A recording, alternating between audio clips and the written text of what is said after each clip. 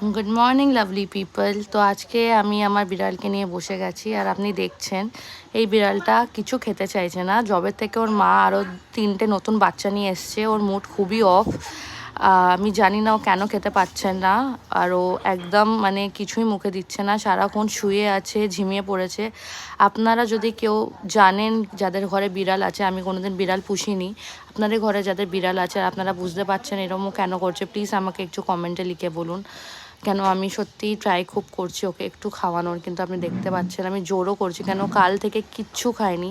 আমি ওকে ক্যাট ফুডও দিয়েছি, তার উপরে আমি ওকে ভাবলাম ঠিক আছে ও আগে দুধ খেত, আমি ভাবলাম একটু দুধ দিই, তাও খাচ্ছে না। ওর মনটা খুবই খুবই খারাপ আই গেস।